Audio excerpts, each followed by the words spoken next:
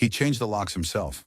That detail matters, because Russell Whitmore, CEO of Whitmore and Sons Construction Group, a man with a facilities team and a personal assistant and a security staff of 12, chose to drive to the hardware store, buy the lock set himself, install it with his own hands, and tape a handwritten note to the front door, instructing his wife of 16 years to collect her personal items through his attorney. He wanted her to know it was personal. He wanted her to feel it, and Clara Whitmore felt it. She stood in the driveway in her nursing scrubs, holding a bag of groceries she had bought for a dinner that would never happen, and she read the note in the November cold while the porch light buzzed above her. The same porch light she had replaced herself 3 winters ago, because Russell said the maintenance request took too long. She stood on land her grandmother had purchased for $1,800 in 1962. Land that had quietly grown over 60 years of unhurried, undramatic accumulation into a $2.3 trillion portfolio of real estate and land rights that included, among 41 active project sites, 6 regional offices, and 1 headquarters building with Russell's name on the glass, this house, these 4 acres, and the ground beneath every structure his family had ever called theirs. Russell Whitmore had just locked his wife out of a house he did not own. He had changed the locks on a building that sat on her land, and he had done it proudly with his own hands, because he had spent 16 years convincing himself that the quiet woman in the second-hand cardigan had nothing that was truly hers. This is not simply a story about a marriage that broke. It is the story of what happens when a man spends 16 years underestimating a woman whose grandmother taught her that silence, correctly deployed, is the loudest thing in a room. If you believe that patience and quiet strength deserve their moment, hit that like button and subscribe, because this channel is built for exactly that. Drop a comment and tell us where in the world you're listening from tonight. We have listeners in places that would astonish you, and every single one of you showed up for Clara. Now, to understand what happened in that driveway and what it would cost every person who put her there, we need to go back to where this story truly began. It began, as so many things in Clara Hargrove's life did, with a room full of people who had made up their minds about her before she opened her mouth. The conference room on the 3rd floor of Whitmore and Sons Construction Group occupied the entire north face of the building. Floor-to-ceiling glass, a long table of pale ash wood. 14 chairs, 12 of them occupied that Thursday morning by people who had eaten Clara's cooking, accepted her hostess gifts, and called her by her first name at the company Christmas party for the better part of a decade. Russell stood at the head of the table in a charcoal suit she had pressed the night before. He did not look at her when she walked in. That, she would think later, was the first thing she noticed.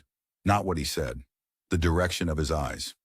She had come because the assistant, a young woman named Priya, had called the previous afternoon and said Mr. Whitmore wanted her present for a brief announcement. Clara had assumed it was a milestone, a contract award perhaps, or a groundbreaking. She had worn the pearl earrings. She had brought her lunch in the canvas tote with the worn strap, because she had a shift at Emory that afternoon, and she never liked to be unprepared. She was not prepared. Russell cleared his throat and addressed the table, not Clara, as though she were a matter on the agenda rather than a person in the room. He said that after careful consideration, her role as a non-contributing board observer was being formally discontinued. He said that her presence in the building going forward would require prior written approval, submitted to his assistant no fewer than 48 hours in advance. He said this was a matter of operational clarity. He used that phrase twice. Operational clarity. His voice was even, practiced. This was not a decision he had made that morning. Clara stood near the door. She had not been offered a seat. At the far end of the table, Lorraine Whitmore sat with her hands folded over her leather portfolio, her posture the particular stillness of a woman who has been waiting a long time for something and is now watching it arrive. She wore an ivory blouse and a single strand of diamonds, and she did not look at Clara either, which was its own kind of statement, the deliberate withholding of the dignity of acknowledgement. Near the back wall, standing rather than seated, was a woman Clara recognized from Russell's calendar in his company directory and, more recently, from the Cherokee County lease renewal notice that had crossed her desk 6 weeks prior. Daphne Cole was 36 years old and carried herself with the specific confidence of someone who has decided the room already belongs to her. She was watching Clara with an expression that was carefully neutral and not neutral at all. 14 people in the room. Not one of them stood up. Clara's hands at her sides were very still. This was something the nursing years had given her, the ability to keep her hands still when everything else was moving. She looked at Russell once, directly, and he held her gaze for exactly 3 seconds before he looked down at his notes. In those 3 seconds, she understood the full architecture of what had been built while she wasn't watching. The announcement, the escort he'd arranged before she arrived. The fact that Priya, calling her in, had been made an instrument of this without knowing it. She said nothing. She picked up her tote bag from the chair by the door. Marcus was waiting in the lobby. He was a large, gentle man who had worked the front desk for 11 years. And Clara knew that his daughter was named Amani and that she had just started at Georgia Tech. And that on Tuesdays he brought a thermos from home because the lobby coffee machine ran too bitter for his taste. He was standing with his hands clasped in front of him and his eyes fixed at a point somewhere near the revolving door. And when Clara walked toward him, he fell into step beside her without speaking. He did not meet her eyes, not once, from the elevator to the door. That was the thing that stayed. Not Russell's careful language, not Lorraine's folded hands. The guard who knew her, who had greeted her by name for 11 years, who could not look at her now. At the door she stopped. She turned to him. "Thank you, Marcus," she said. "Tell Imani congratulations." He nodded, still not looking at her. His jaw worked once, silently. She pushed through the door and walked into the March air. The parking lot was cold and bright, the kind of March morning that could not decide if it was winter or something else. She found her car, the Navy Volvo she had driven since 2018, and she got in and she closed the door and she sat. She did not cry. She did not call anyone.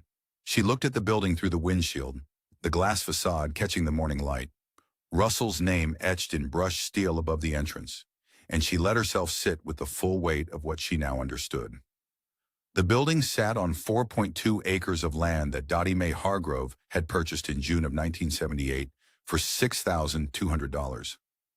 The deed was in Clara's name. It had always been in Clara's name. She reached into the tote bag and found the letter by touch. The envelope worn soft as cloth at the folds, the handwriting on the front in Dottie Mae's careful cursive. She did not open it. She simply held it in both hands, there in the cold car, in the parking lot of a building that was hers. Then she started the engine. She pulled out of the space and drove, and as the building shrank in her rearview mirror, her hands settled on the wheel. And something in their stillness, their sureness, the way they held without gripping, pulled her mind backward through time, to another pair of hands, older, steadier. Pressing a plat map flat against a kitchen table on a Saturday morning in Ashford Hills, Georgia, in a house that smelled like cedar and pressed cotton and something always warm on the stove. Those hands belonged to Dorothy Mae Hargrove. Everyone who knew her called her Dottie Mae. She was 5 feet 2 inches tall, weighed perhaps 130 pounds in her church shoes, and had the kind of stillness about her that people sometimes mistook for patience, when what it actually was precision. She had grown up in Ashford Hills before it was the kind of place that appeared on real estate prospectuses. She had grown up when it was just Georgia red clay and pine, when the road in front of her house was still unpaved and the county recorder's office was a room where certain people's paperwork moved slower than others. She had watched that system operate her entire childhood. She had understood it completely, and she had decided, with the particular clarity of a woman who has been underestimated since birth, to use it. In the spring of 1962, Dottie Mae Hargrove arranged to purchase 2 acres of land on the south edge of Ashford Hills for $1,800.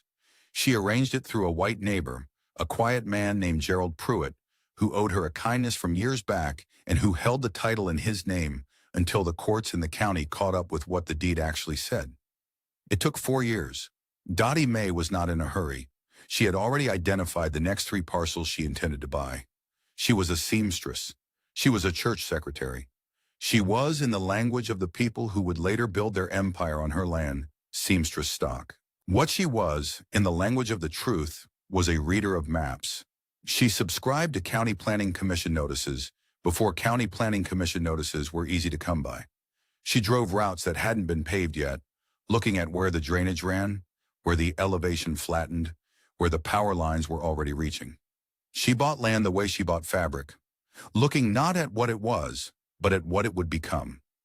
Clara arrived in Dottie Mae's kitchen in the autumn of 1987, 7 years old, sullen with a grief she didn't have words for yet.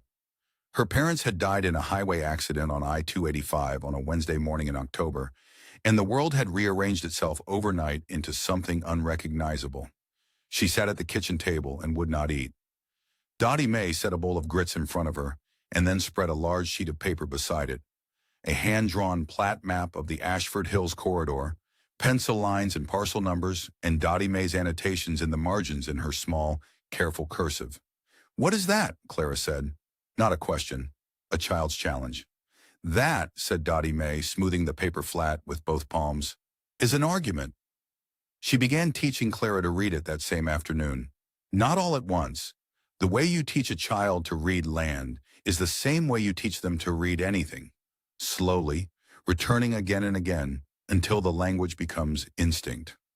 By the time Clara was 10, she could trace a title chain back 3 generations.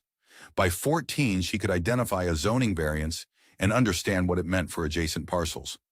By the time she was 22 and sitting in Beverly Cross's office at Cross and Tatum on Peachtree Street in Atlanta for the first time, she didn't need Beverly to explain anything to her. She just needed Beverly's signature on the trust documentation and her word that the structure was airtight. It was airtight. Dottie Mae had made sure of that. By 2004, the Hargrove Holdings had already outgrown anything the county commission had imagined when it approved the Piedmont Corridor Infrastructure reclassification that spring, a bureaucratic document that reclassified 47 miles of secondary Georgia roadway as primary commercial transit corridor, tripling the assessed value of every parcel within a half-mile overnight. Dottie Mae had purchased 11 of those parcels over the previous 12 years. She read the overnight valuation summary on a Tuesday morning at the same kitchen table where she had taught Clara to read plat maps, and she folded the paper in half, set it in the drawer beneath the sewing table, and went to work. She told no one. She told Clara everything. The irony of what Lorraine Whitmore would one day say about seamstress stock is that seamstress stock is exactly what built the $2.3 trillion that Whitmore and Sons had been operating on top of, unknowingly since the day Russell broke ground on his first project site in Cherokee County. The Hargrove Whitmore Land Holdings LLC was established in 1997, structured by Beverly Cross, funded by 6 decades of Dottie Mae's accumulation, and held in Clara's name alone. When Clara married Russell Whitmore in 2016, 2 years before Dottie Mae's diagnosis, 3 years before her death, Beverly had already ensured that the trust was fully severed from any marital asset classification under Georgia law. The prenuptial agreement Russell had cheerfully signed covered the right contingencies in the right directions. He had not asked questions. Men like Russell, Clara had observed, rarely asked questions about money they assumed wasn't there. The scene softened into something quieter in the weeks before Dottie Mae died. She had held on through the winter of 2019 with the same unhurried stubbornness she had brought to everything else. She died in March, in the same house she had lived in for 60 years, in the room where the light came in best in the morning. She left Clara the letter, the apron hanging on the kitchen door, and the 4 original acres that had started all of it. Clara stood at the graveside in the thin March sunlight, with Russell beside her, his hand at the small of her back, and she held everything Dottie Mae had built inside herself like something she was keeping warm. She loved her husband then. She believed in him. She made the choice to keep her silence not as armor, but as a gift, a deliberate decision to let him be the person she had married without the shadow of what she held falling between them. That faith, it turned out, had an 8-year shelf life. The first years of the marriage were not unhappy. That matters. It is important to say that plainly because what comes later can make people rewrite the beginning, and Clara was not the kind of woman who rewrote things to make herself feel better. Russell had been genuinely warm when she married him. He had a laugh that came from somewhere real, and in those early months he would come home to find her at the kitchen table with a property survey spread out beside her dinner plate.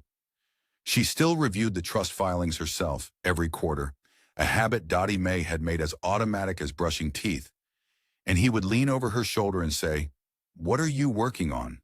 With what seemed like honest curiosity. She would say, "Just paperwork," and he would kiss the top of her head and go change his clothes, and neither of them pressed further, and it felt like the particular ease of two people who trusted each other enough to leave things alone. She could not point to the day it changed. It was never one day. It was a temperature drop so gradual that by the time you noticed the cold, you had already been cold for a long time.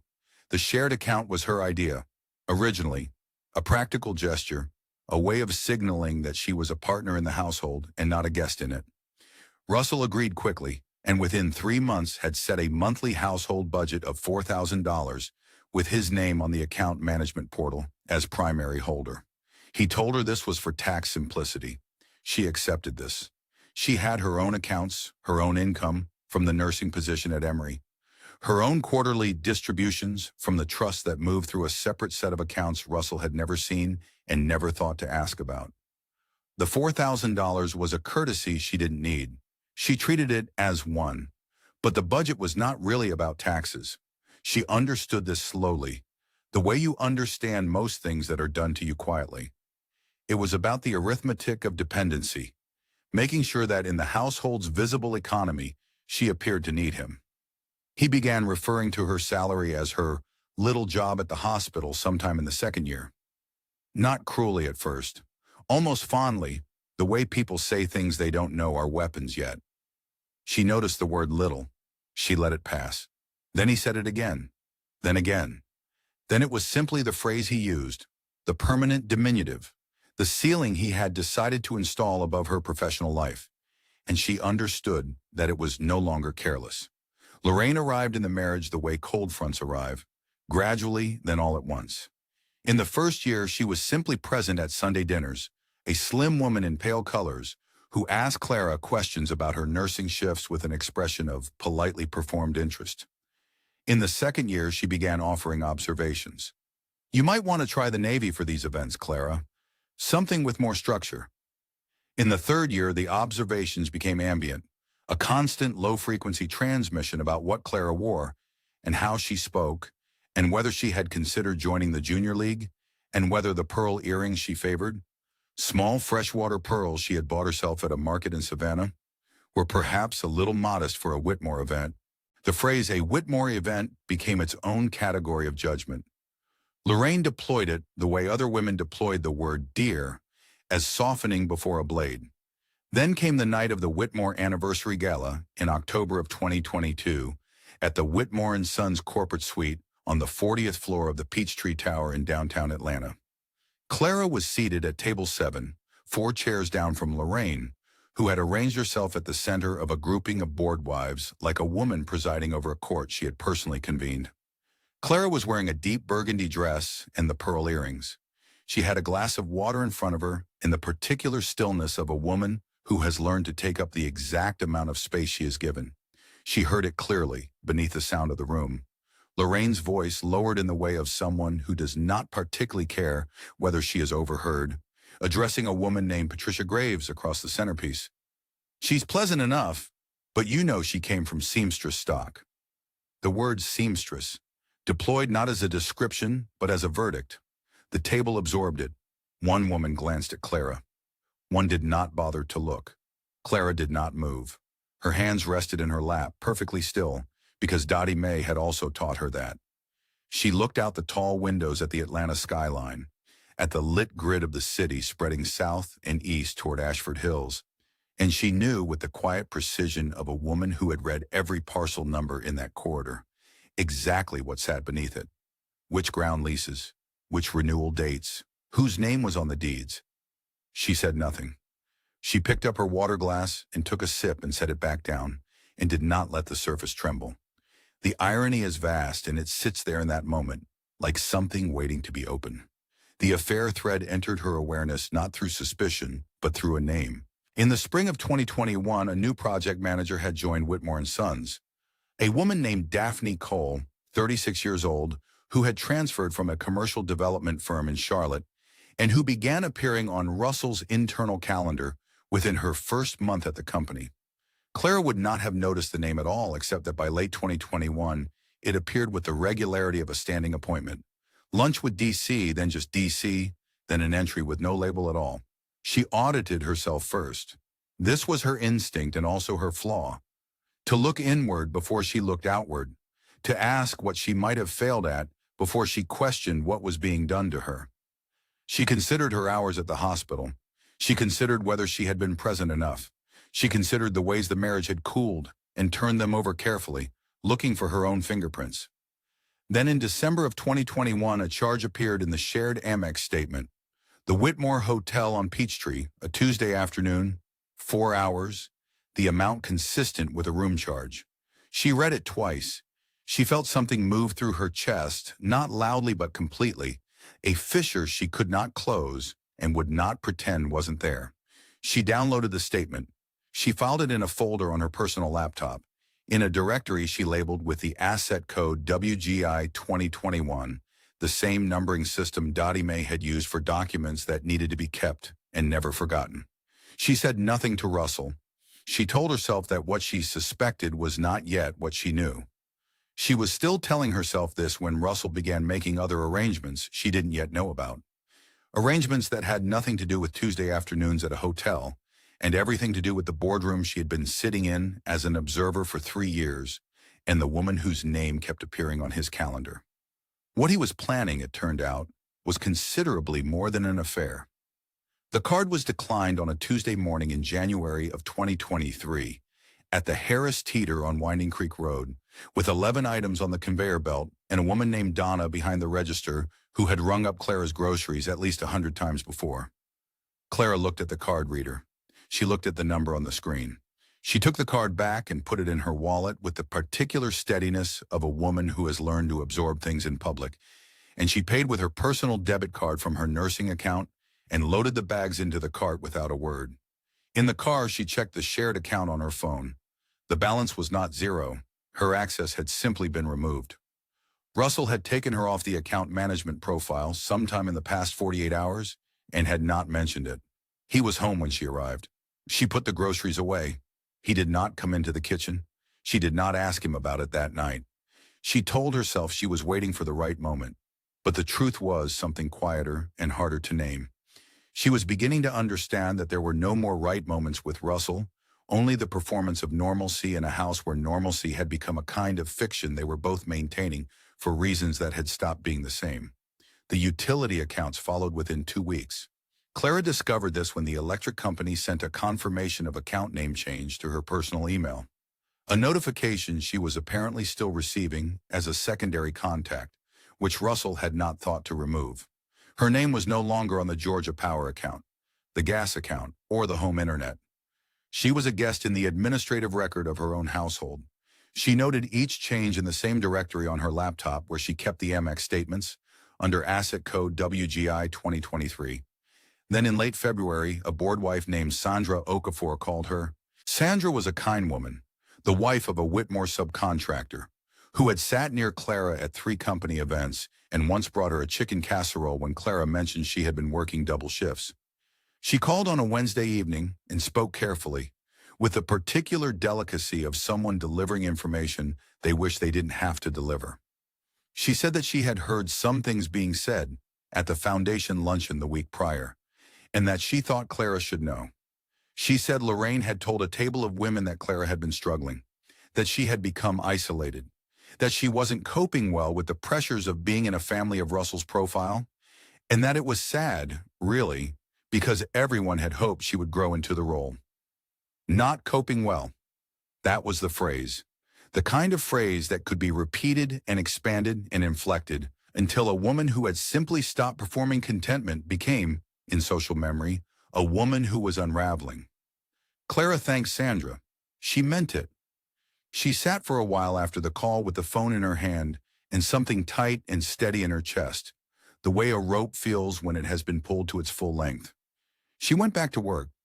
She worked the Thursday and Friday shifts, and her colleague Jerome Patterson asked her once, gently, whether she was sleeping, and she told him yes, which was mostly true, and he nodded and didn't press, Because Jerome was a good nurse, and good nurses understand the difference between a person who needs intervention and a person who is managing. She was managing. What she was managing, she discovered on a Thursday night in early March, was considerably more than she had yet understood. She had been reviewing the quarterly renewal queue for the Hargrove Whitmore Trust. Her standard practice, the habit Dottie Mae had built into her, like a second heartbeat, when she opened the Cherokee County renewal file and found Daphne Cole's name on the secondary signatory line of a project authorization attached to parcel HC 1147. Clara owned HC 1147. She had owned it since 2008.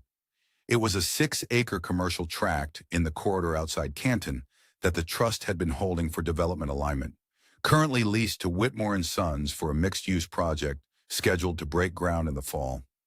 She sat with that for a long moment. Daphne Cole, on a document attached to her land, she cross-referenced the signatory authority in the Whitmore and Sons internal directory.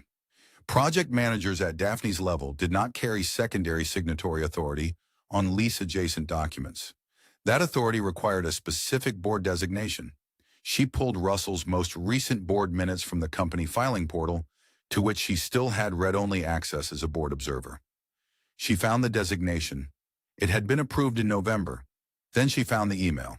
She did not find it through hacking or surveillance or anything other than the fact that Russell had, in a moment of administrative carelessness that would define the rest of his professional life, forwarded a message from his company account to his personal account, an account that remained linked to the household laptop she still used to review trust filings, and which auto-synced to the shared browser profile he had never thought to close.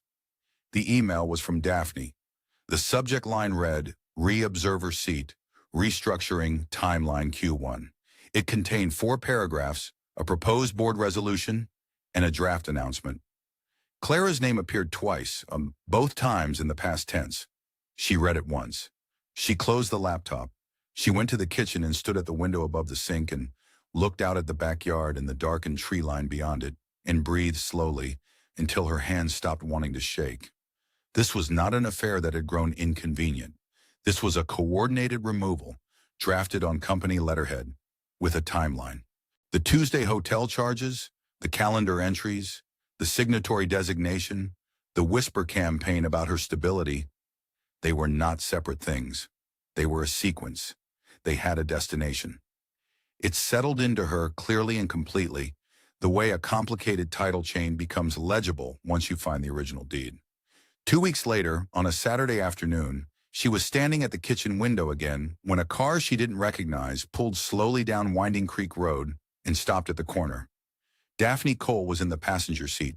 She did not get out. She looked at the house for a long moment, at the facade, the garden, the roofline. The way a person looks at something they are already picturing as their own. Then the car moved on. Clara watched until it turned onto Millbrook Drive and disappeared. She did not move from the window for several minutes. When she did, it was to go to her laptop and open a new document in the WGI 2023 directory, which she titled simply Timeline. By the time the boardroom came, everything she needed to know had already been written down. It happened on a Thursday morning in March. The call came from Priya at 4:17 on Wednesday afternoon, the day before.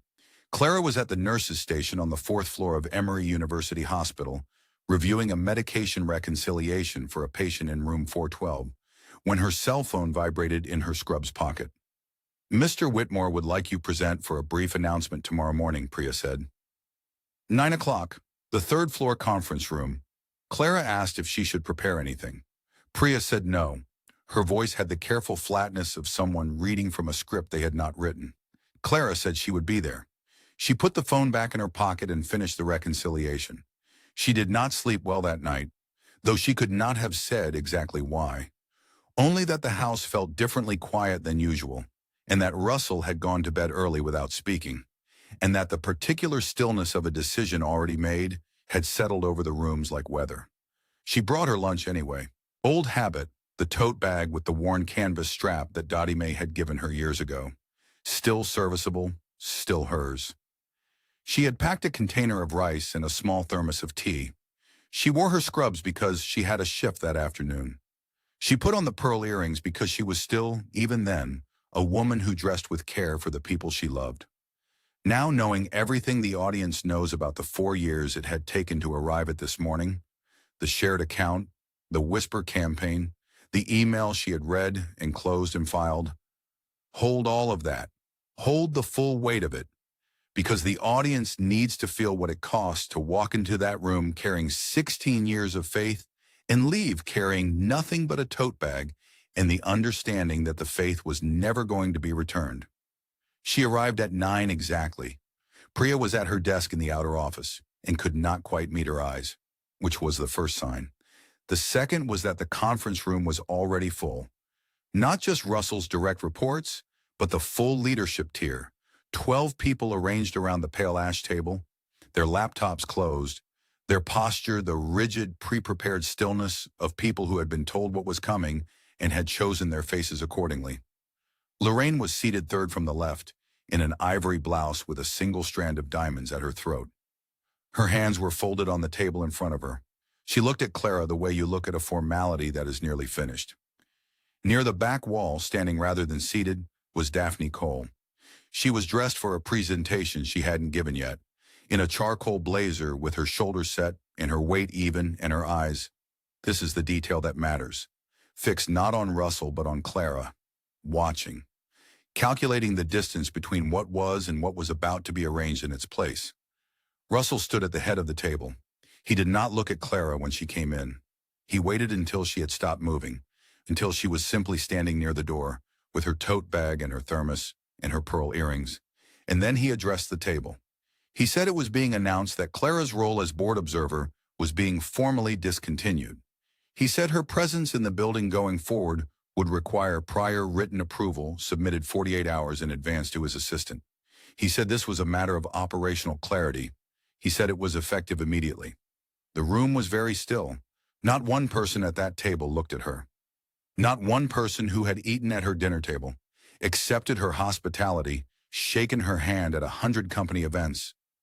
Not one of them looked at her. While he spoke those words, the land beneath the building they were all sitting in was registered in her name in the deed records of Fulton County, Georgia.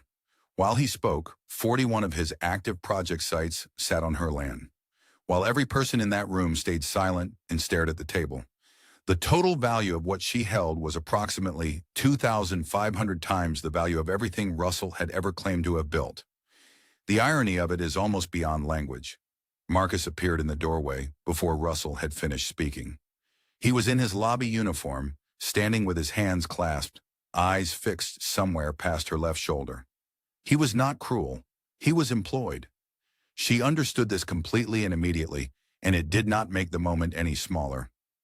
Russell said, "Marcus will see you out." He said it the way you say, "pass the water."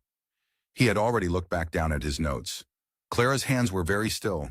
She did not look at Daphne. She did not look at Lorraine. She looked at Russell for exactly the amount of time it took to understand, fully and finally, that the man she had married no longer existed.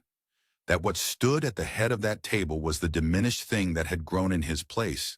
The thing that needed her to be small in order to feel large, and that she had spent 8 years being smaller than she was out of a love that had not been met in kind. Then she picked up her tote bag. She adjusted it on her shoulder.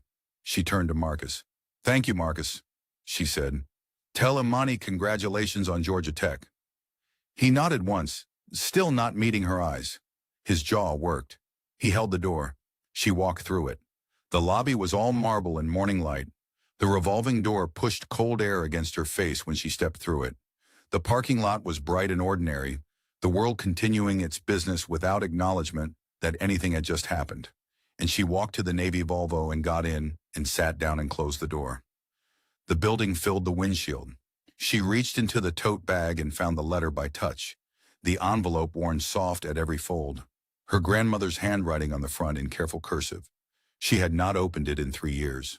She sat with it in both hands and looked at the building, the headquarters of Whitmore and Sons Construction Group, valued at $890 million, standing on 4.2 acres of land that Dottie Mae Hargrove had purchased in 1978 for $6,200 and that Clara had inherited outright on a March morning 4 years ago. She opened the letter. Dottie Mae had written the letter by hand on yellow legal paper, 4 pages in her careful cursive, and she had folded it into thirds and sealed it in a plain white envelope, and written Clara's name on the front the same way she wrote everything, clearly without ornamentation, as if legibility were itself a form of love. Clara had read it once, the morning after the funeral, sitting in Dottie Mae's kitchen in the blue early light with a cup of coffee going cold beside her.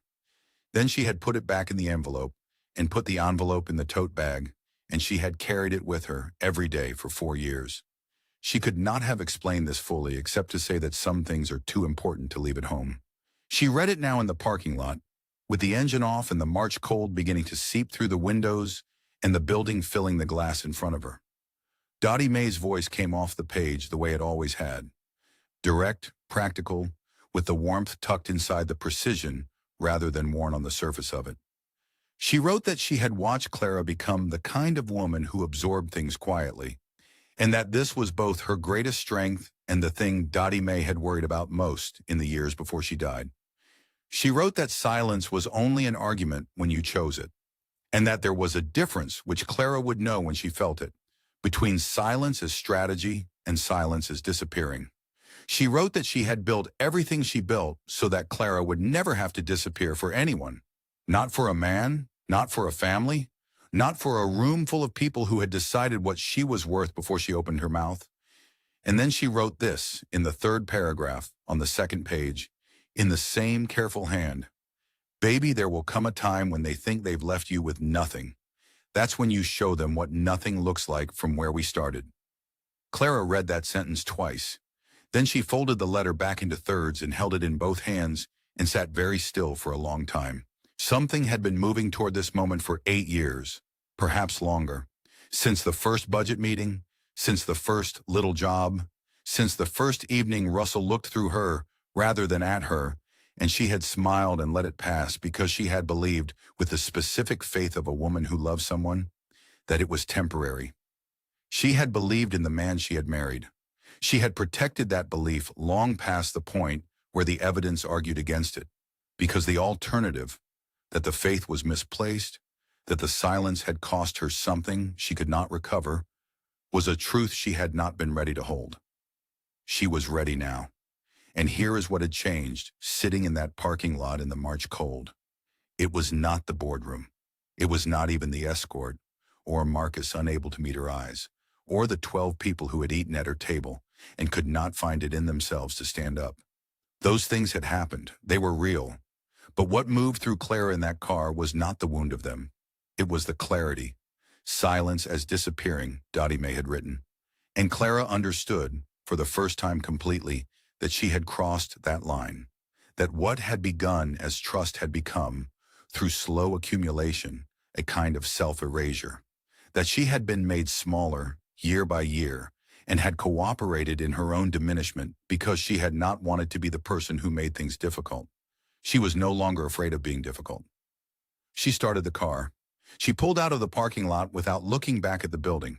She drove south on Peachtree, through the afternoon traffic, her hands on the wheel steady in a way they had not been steady in months, and she drove until she reached the offices of Cross and Tatum on the 14th floor of a building on West Peachtree Street that she had visited at least twice a year since 1997, first with Dottie Mae and then alone. The receptionist, a young man named Devin, who recognized her on sight, told her he would let Ms. Cross know she was here. Clara sat in one of the chairs near the window and looked out at the city below. She did not check her phone. She did not rehearse what she was going to say. There was nothing to rehearse. Beverly Cross appeared in the doorway 4 minutes later. She was 62 years old and compact and unhurried, and she looked at Clara with the particular attention of a woman who has been watching for something for a long time and has just seen it arrive. "Clara," she said. Clara stood. "Beverly." A brief pause. "It's time." Beverly Cross did not ask what had happened. She did not ask whether Clara was certain. She did not offer condolences or observations or any of the things that people offer when they are trying to fill a silence that doesn't need filling. She simply nodded once, with the economy of a woman who respects decisions that have been earned, and said, "Come in." The meeting lasted 22 minutes. By the end of it, the scope of the work had been defined, the team had been identified: 3 real estate attorneys, a forensic accountant, a title specialist from Charleston named Raymond Osei, who had worked with Beverly for 11 years, and a 6-week timeline had been set. Clara signed 2 documents authorizing the commencement of the review. Her signature on both read Clara Hargrove, not Whitmore. Hargrove. It had always been Hargrove on every document that mattered. She returned to work the next morning. She took her shift on the 4th floor. She did not tell Jerome Patterson or anyone else what had happened, and when a colleague asked if she was feeling better, she said yes, which was true in a way she could not have explained in the break room. She was not better. She was certain. The 2 things are not the same, but in that season of her life, certainty was what she needed most. Behind her, in an office on the 14th floor of a building on West Peachtree Street, Beverly Cross closed her door and reached for the index binder on the 3rd shelf of her credenza. The binder she had maintained since 1997, updated quarterly, documenting every parcel, every lease, every renewal date in the Hargrove Whitmore portfolio. The binder was 3 inches thick and very specific. It contained 41 active project sites, 6 regional offices, and 1 headquarters building, all on Clara's land, all waiting. The certified delivery arrived at the offices of Garrison and Farrow on a Tuesday morning in May at 9:47, signed for by the firm's mail clerk, a young woman named Bria Hollins, who logged it in the intake system and placed it on Thomas Cleet's credenza between 2 other envelopes that would, by comparison, prove entirely unremarkable. Thomas Cleet was 57 years old and had practiced real estate and corporate law in Atlanta for 31 years. He had delivered bad news to powerful people for a living. He was not, generally speaking, a man who was surprised by documents. He opened the envelope at 10:15, between calls.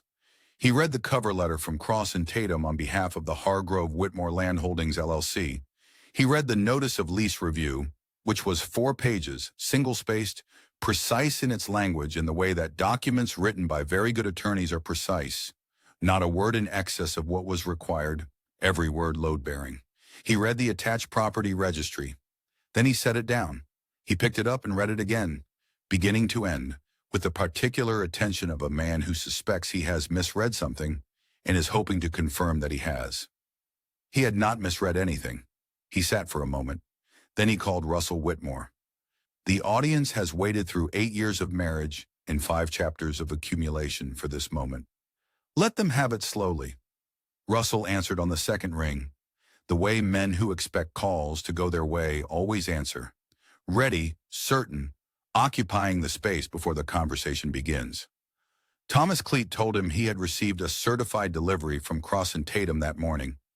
He told him the delivery contained a notice of lease review on behalf of an entity called Hargrove Whitmore Land Holdings, LLC. He told him there was a property registry attached.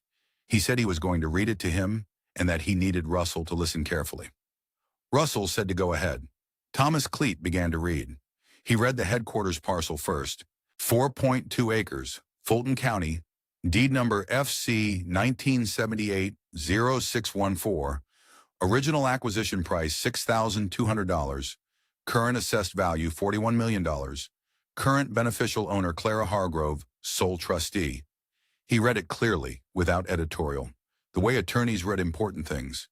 There was a silence on the line when he finished the first entry that lasted approximately 4 seconds. Russell said, "Read that again." Thomas Cleet read it again. The silence after the second reading was longer. 8 seconds. 10. Russell said, "Keep going."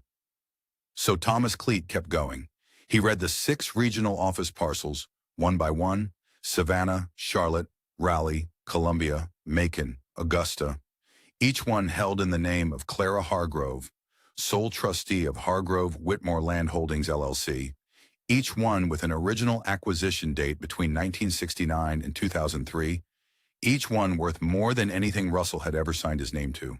He read the 41 active project sites, parcel by parcel, county by county, including Cherokee County parcel HC 1147, the 6-acre commercial tract currently authorized under the signature of Daphne Cole as secondary signatory, a designation that, as of the trustee review period, was operating on land the signatory had no authority to touch. Russell did not speak during the reading of the project sites. He did not interrupt. He made no sound at all except, at one point somewhere around the 22nd parcel, a single exhalation that was not quite a breath and not quite a word. Thomas Cleat finished reading. He set the registry down. The call lasted 40 minutes.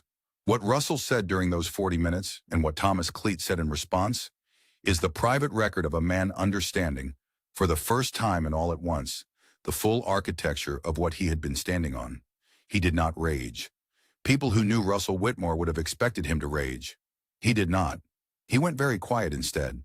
And the quiet was the sound of a man who had spent 16 years not asking a question that, had he asked it once, would have changed everything.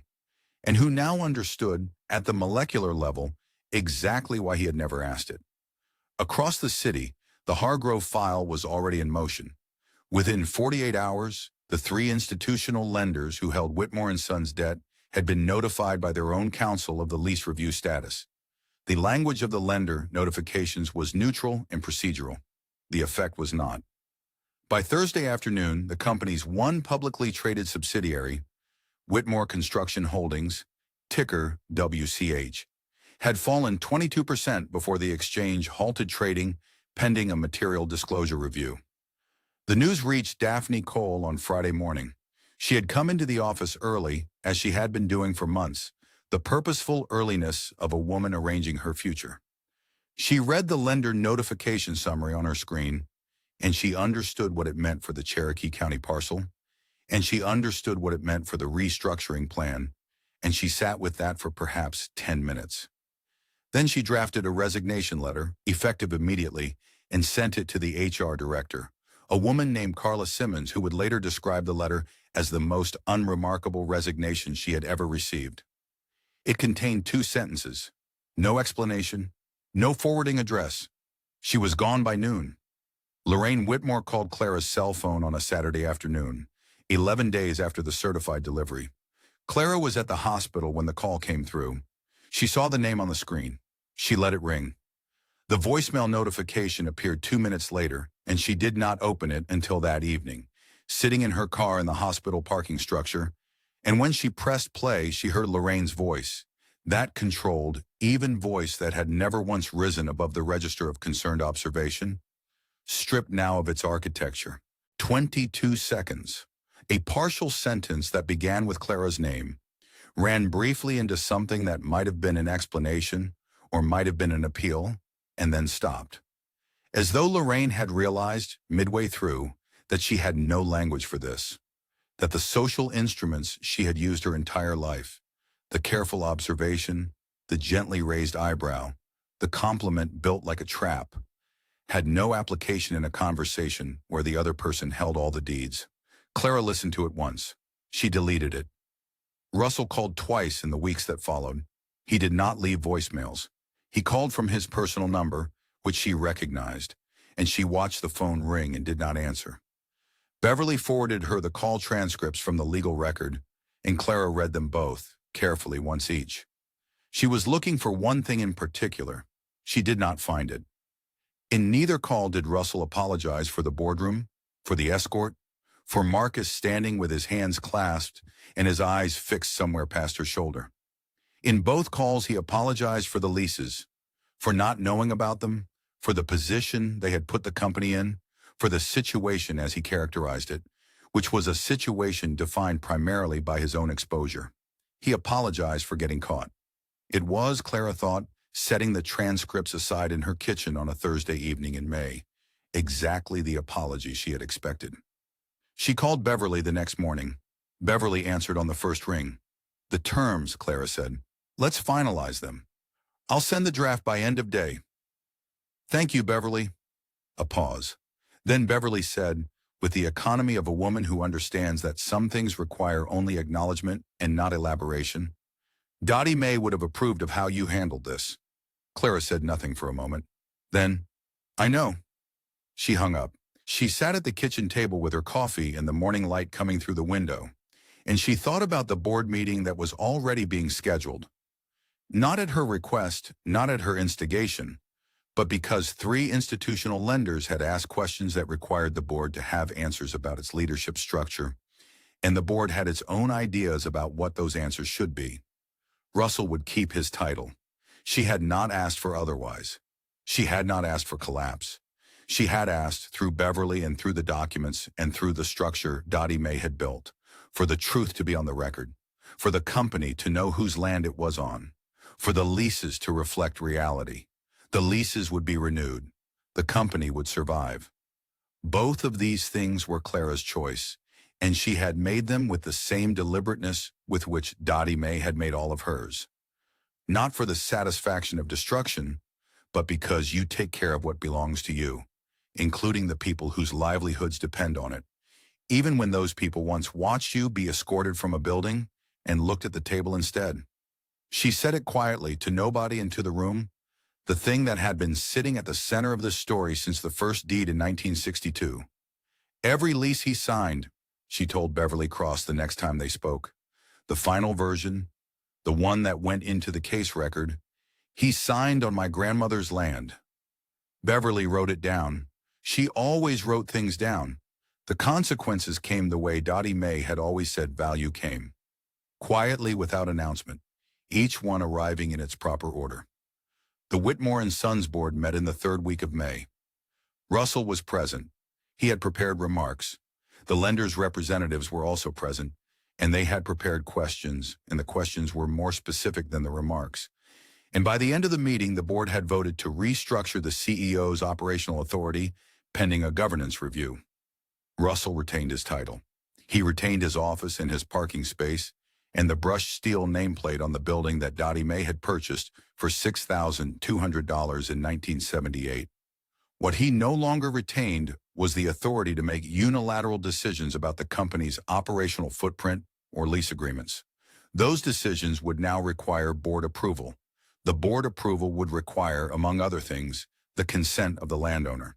The landowner's attorney was Beverly Cross. The leases were renewed. Clara's terms were fair. Beverly had told her she was being more than fair, and Clara had said that was the point. Russell called twice more after the board meeting. She did not answer. He did not leave messages the second or third time. The divorce was finalized on a Wednesday afternoon in June, in a courtroom in Fulton County, in a proceeding that lasted 20 minutes and generated no drama because there was nothing left to contest. The asset disclosure had made the arithmetic very clear. Clara's attorney, seated beside her in a navy suit, said 3 sentences across the entire proceeding.